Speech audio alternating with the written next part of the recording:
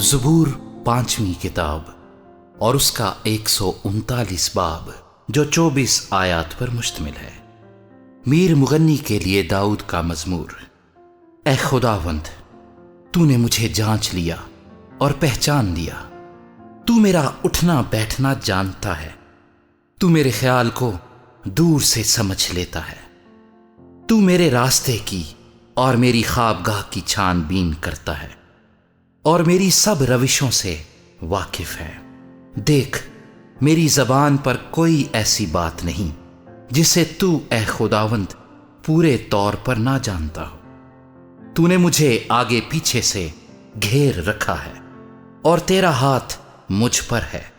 یہ عرفان میرے لیے نہایت عجیب ہے، یہ بلند ہے، میں اس تک پہنچ نہیں سکتا۔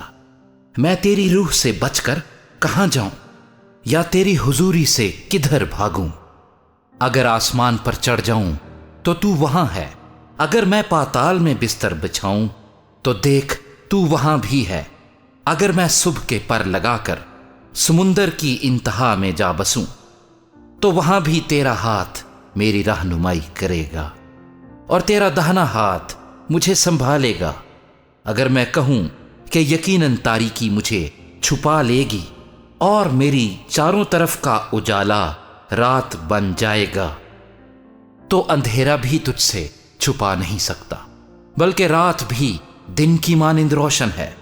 اندھیرا اور اجالا دونوں یکساں ہیں، کیونکہ میرے دل کو تو ہی نے بنایا۔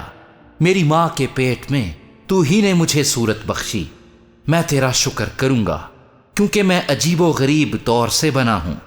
تیرے کام حیرت انگیز ہیں، میرا دل اسے خوب جانتا ہے۔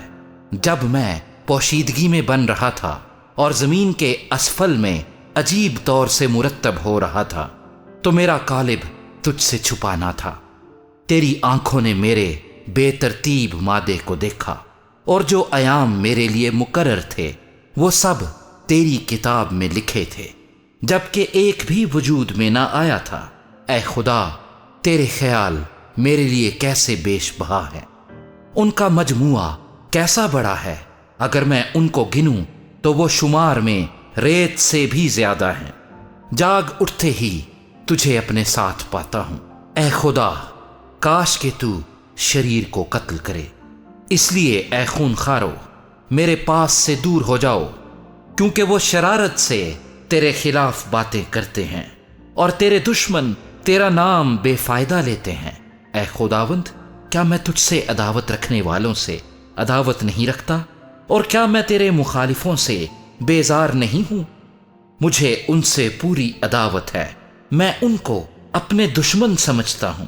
اے خدا، تو مجھے جانچ اور میرے دل کو پہچان، مجھے آزما اور میرے خیالوں کو جان لے، اور دیکھ کہ مجھ میں کوئی بری روش تو نہیں، اور مجھ کو ابدی راہ میں لے چل۔